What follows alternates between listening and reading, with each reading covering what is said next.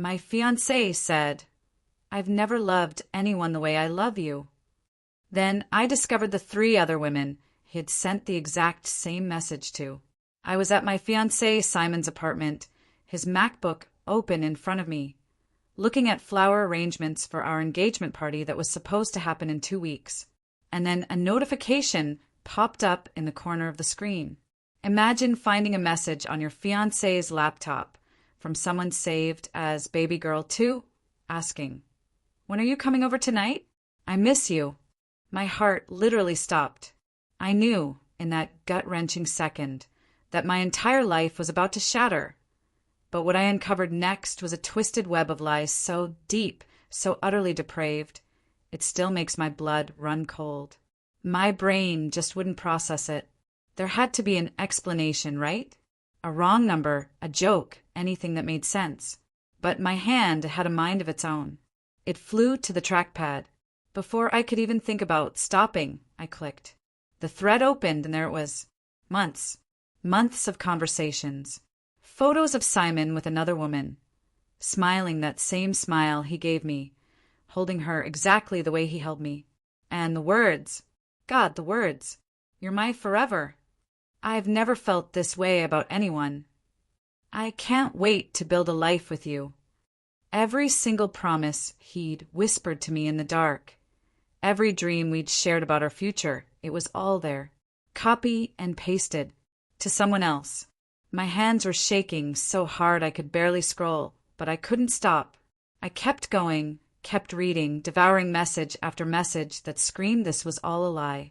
He called her his angel. He called me his angel. He told her she was the only one who truly understood him. He told me that last week. I felt like I was going to throw up, but the screen pulled me in. I went back to his message list and saw other threads, other names. I clicked another. This one was my queen. Same long, detailed conversations. Same pet names. Same promises for a future he was apparently handing out like candy. She thought she was his only one. She was talking about meeting his family, about their apartment, about a ring. He'd shown her pictures of a ring. A ring. My ring. The one he'd put on my finger. I checked the dates. Some of these were from the exact same days he was texting me, telling me he loved me, asking about our wedding plans. How did he keep track? How did he remember which lie to tell which woman? My head was spinning. Then a third thread, just a heart emoji. And it was the same. The sweet words, the future promises, the "you're the only one for me" garbage that I'd swallowed hook, line, and sinker. 3 women. 3 separate lives. And none of us had a clue. Suddenly, his apartment felt alien. The framed photo of us laughing on the beach wasn't sweet anymore. It was evidence. The candles he bought because they reminded him of me. I bet he had the same ones at all their places. My little drawer of things here? I wondered how many little drawers like that were scattered across the city, full of pieces of women who thought they were special. I felt so incredibly stupid. Had I missed signs? Red flags I'd ignored because I desperately wanted to believe he was real? All those late nights at work, visiting his mom, extra hours at the gym. I'd believed him. Why wouldn't I? He had no reason to lie. Except, apparently, lying was his entire reason for existing. It was who he was. I sat there for what felt like an eternity. Part of me wanted to scream, to break everything, to make him feel a fraction of my pain. But a colder, smarter part of me knew better. I needed more. I needed to understand how deep this went, who these women were, how long this had been happening, and whether he'd done this before. So I did the only thing that made sense. I took screenshots. Every single message, every photo, every one of his lying promises to every woman he was playing. I sent them all to my phone, creating a digital file of undeniable proof. My heart hammered, my hands still shook, but I kept going until I had everything. Then I cleared the history, closed the tabs, and put the laptop back exactly as I'd found it. I looked around his apartment again, this place where I'd felt so safe, so loved, so certain of my future. Now it felt like a trap I just barely escaped. I grabbed my purse and walked out, closing the door like nothing had happened. He'd come home, completely oblivious. He'd text me goodnight, call me his angel, and I'd have to pretend everything was fine. Because I wasn't ready to confront him yet. Not until I found the others. Not until I figured out how to expose him, so completely he couldn't talk his way out of it. Simon was good at lying, but I was about to get very, very good at finding the truth. After that gut-wrenching discovery, I knew I couldn't just lash out. Simon would spin another perfect lie, so I started reaching out, one by one, using fake accounts at first, just to feel them out. Simon thought he was so clever, keeping us all in separate little corners of his life. But he never considered we might actually talk to each other. The engagement party was only 2 weeks away, and I had a very different kind of celebration planned. The first woman was Angelina, baby girl 2. I found her through Simon's photos and messaged her. Kept it simple. I have information about Simon you might want. Her reply was instant. Who is this? Why are you messaging me about my boyfriend? I told her my name was Muriel, and I was engaged to Simon. Those 3 little typing dots appeared and disappeared, like she was fighting with herself. Then her message came through, dripping with disbelief. I don't know what game you're playing, she wrote. Simon would never cheat. We've been together over a year. He just gave me a ring. And then she sent a photo, a diamond ring. Not a full engagement ring, but the kind that screams, I'm serious about you. My chest tightened. I had a ring too, a bigger one. The one he put on my finger when he asked me to marry him. I'm not playing games, I typed back. I have proof. Proof of what? That you're some crazy ex who can't let go? Simon warned me about people like you. That stung. He'd already poisoned the well, but I wouldn't let her dismiss me. I started sending screenshots. First, a message he sent me the day he gave her that ring, telling me I was his whole world. Then a photo of us kissing, captioned my angel. Then more messages, word for word identical to hers. The dots appeared again. For a long, silent time, I held my breath.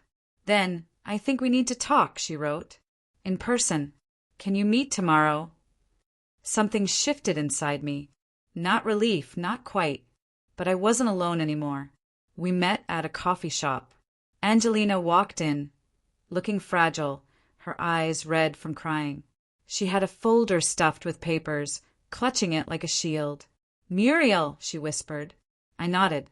She spread out her papers. I printed everything, she said, her voice shaking. Every message, every photo. I stayed up all night comparing it to what you sent. For the next 3 hours, we sat there comparing lies.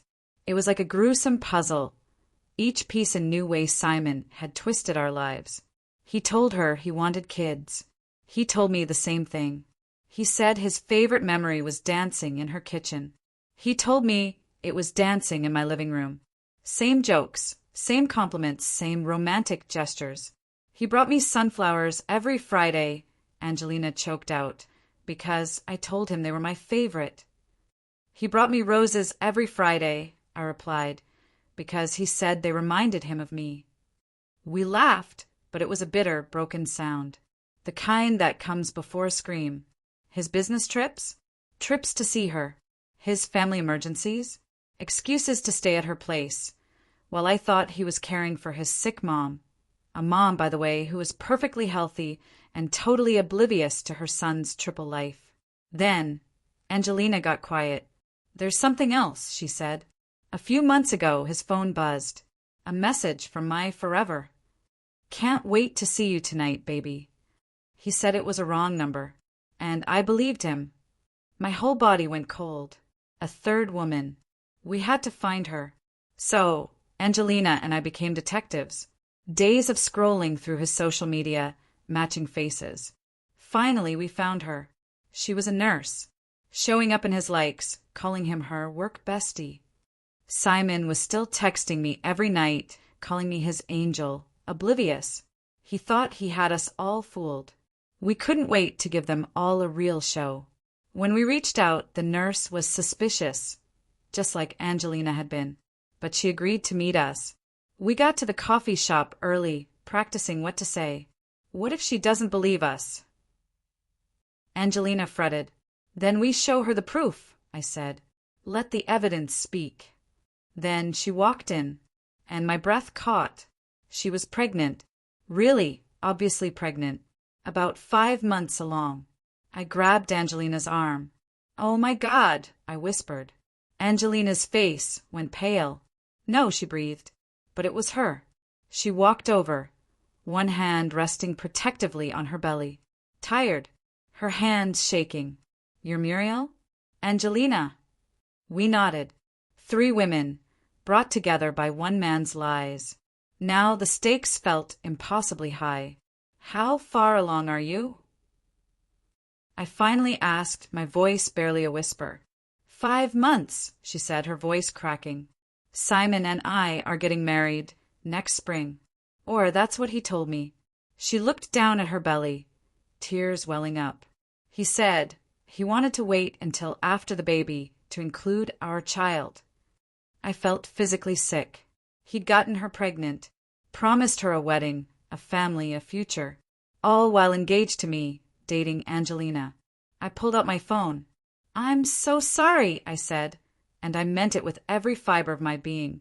I'm so sorry, we have to show you this. The screenshots. The proof.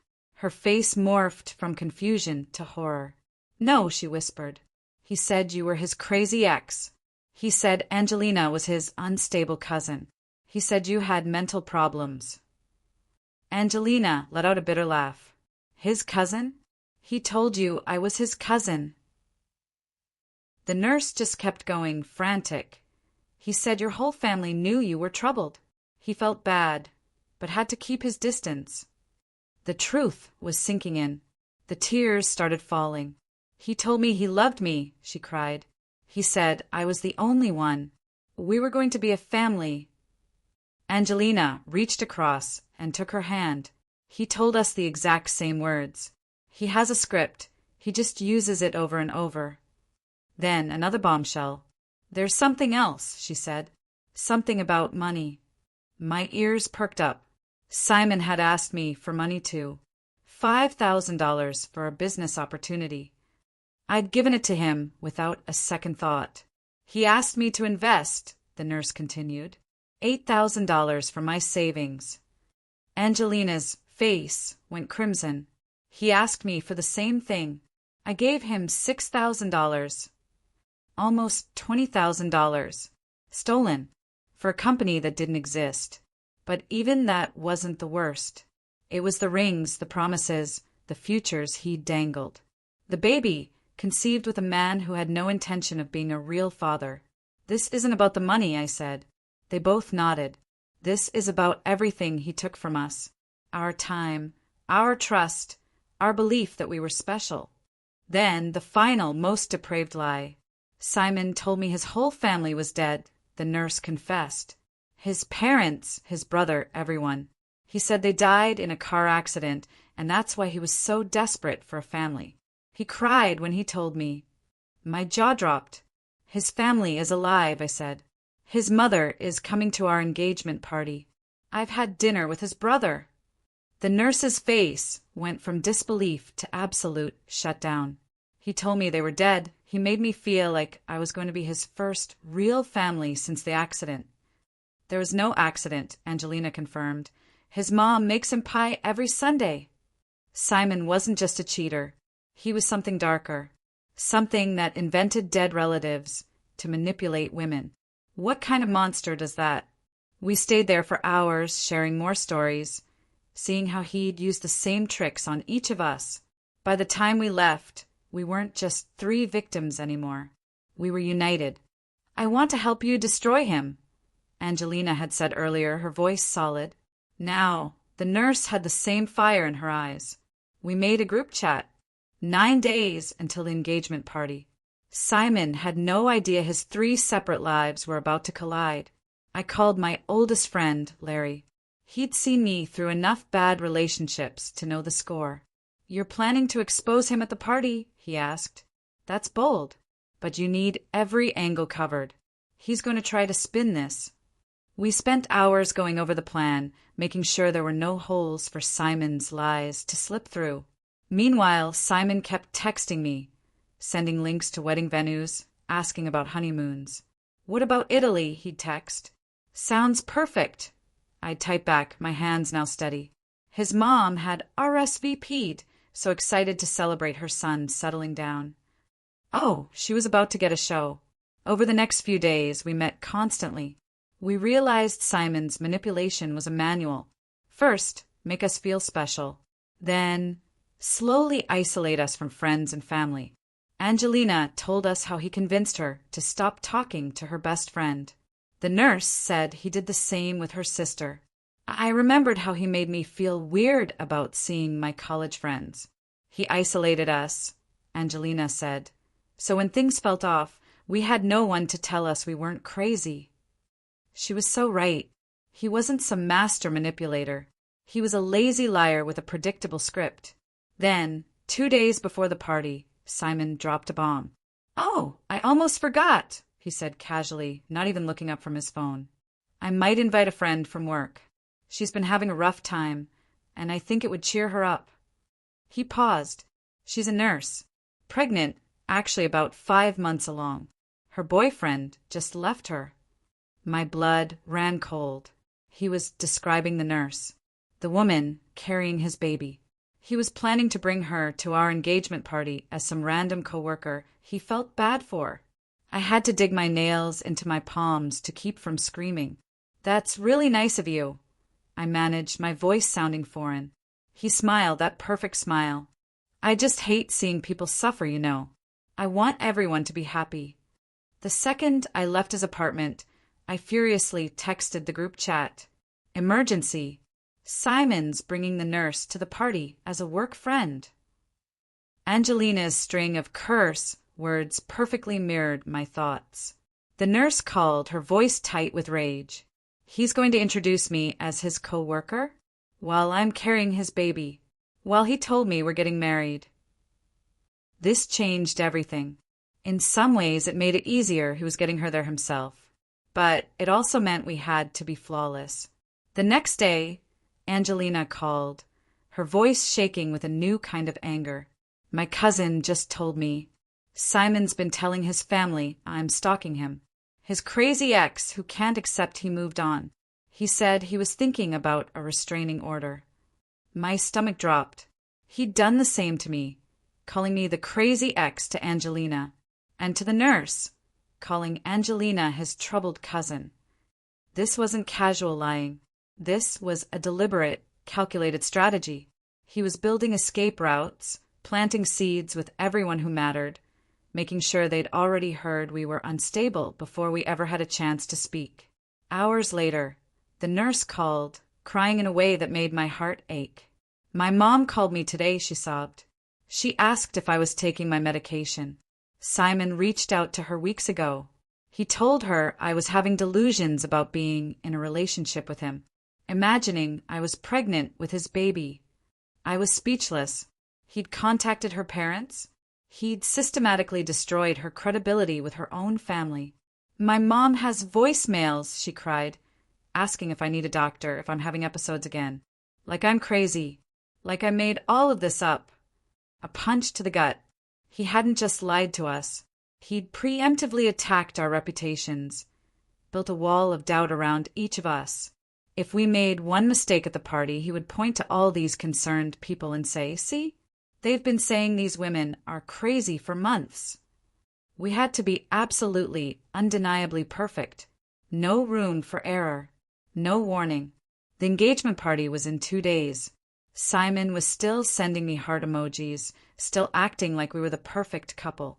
He had no idea his puppets were about to cut their strings. Larry, my rock, helped me organize everything into a real presentation. Screenshots with timestamps, matching promises, side-by-side photos. No room for doubt. The night before the party, Simon called, his voice impossibly soft. "I can't believe I found someone like you," he purred. "You're everything I ever wanted." It was just a script. Lines he'd used before. Lines he'd use again. His entire family would be there tomorrow. His mom, his brother, all his friends. The perfect man settling down. They were about to get a show they'd never forget. The day of the party.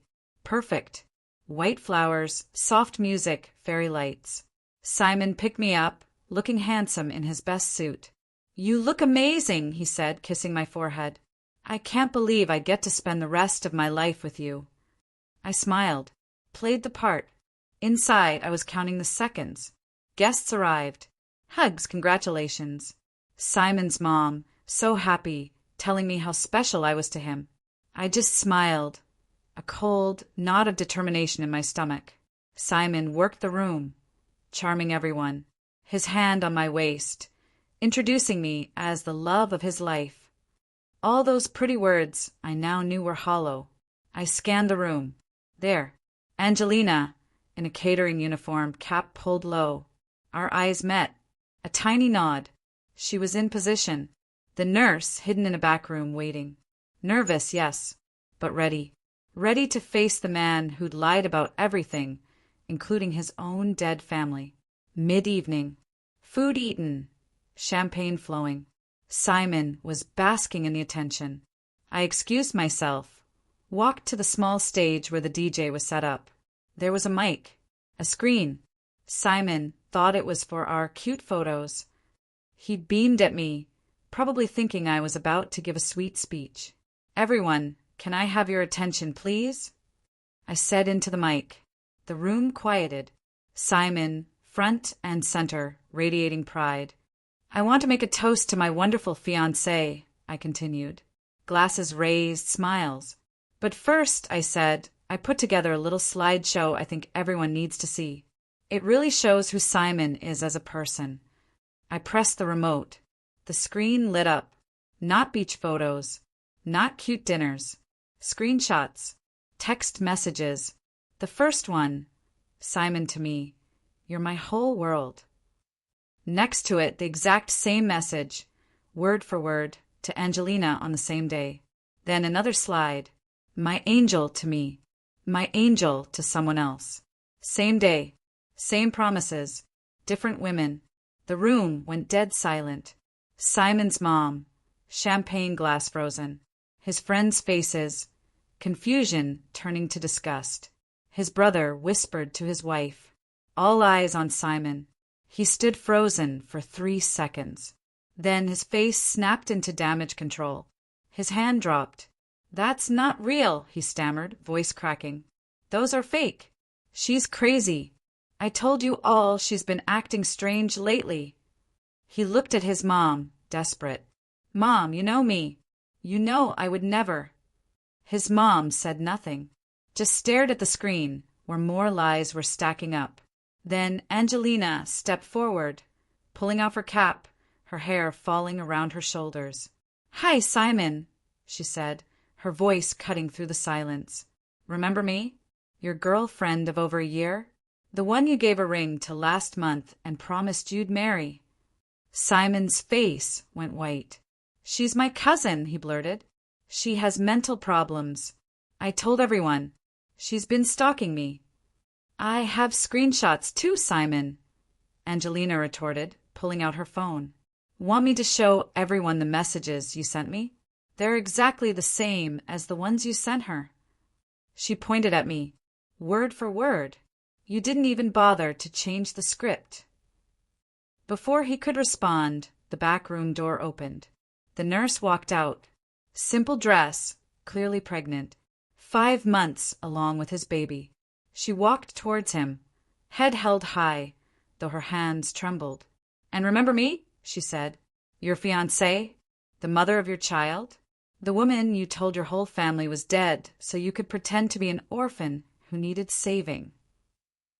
Simon's face completely drained. He looked like he'd been punched. His eyes darted around, looking for an escape and ally. But there was nowhere to run. Just horror and disgust. I stepped forward. "These are the other women you promised forever to, Simon. The ones you said were crazy exes, troubled cousins, imaginary relationships. They're real. They're right here. And we all have the proof. The room erupted. Whispers. Phones coming out. Simon's friends saw the screenshots we'd shared. His coworkers connected the dots. Simon kept shaking his head, trying to speak, but no words came out. He was broken. Then his mother. She stood, walked slowly towards him. The room went silent again. She looked at him, really looked. "Mom," Simon whimpered, a small, scared child's voice. "You have to believe me. They're lying. They're trying to destroy me." His mother just kept looking. Then, in a voice calm and sad, but worse than any scream, she said, "I always knew something was wrong with you. I just didn't want to believe it." Simon's body shrank. His shoulders slumped. His face crumpled. For the first time he had nothing. No charm, no excuses, no perfect lies. He just stood there, exposed, defeated. I looked at Angelina and the nurse. Peace. Not happiness, not yet. But peace. We'd done it. The mask was off. Everyone saw the empty, selfish person underneath. His brother confronted him. Friends walked out. His mom left, followed by his brother. Guests trickled away, most not even glancing at Simon. A few came to us, apologizing, asking if we were okay. We said we would be. We weren't okay yet, but we would be. Because Simon couldn't lie to us anymore. He finally found his voice, weak and broken. "Muriel, please," he begged. "You don't understand. I loved you. I love all of you.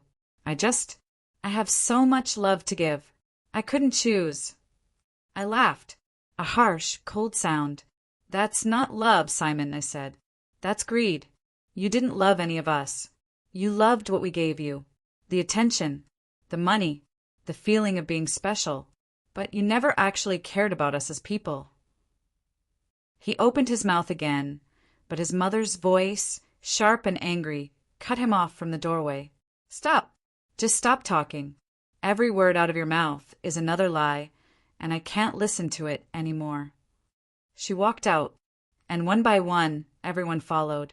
By the end of the night, Simon stood alone. In the fairy-lit venue, surrounded by empty chairs. Small, pathetic, nothing like the charming man who'd swept me off my feet. I walked past him. He grabbed my arm. "Muriel, wait. We can work this out. I'll change. I promise." I pulled away, looked him dead in the eyes one final time. "You don't even know what better means," I said. "Goodbye, Simon." Leaving him there, alone in the wreckage of his lies, was the hardest, most necessary thing I've ever done. Simon taught me that some people don't just tell lies, they're lies. And sometimes the only way to find your truth is to expose theirs, no matter how painful. The three of us, total strangers, became sisters that night, and we finally started healing. Have you ever had to face a manipulator like Simon, or uncover a truth that turned your world upside down? I want to hear your stories in the comments below.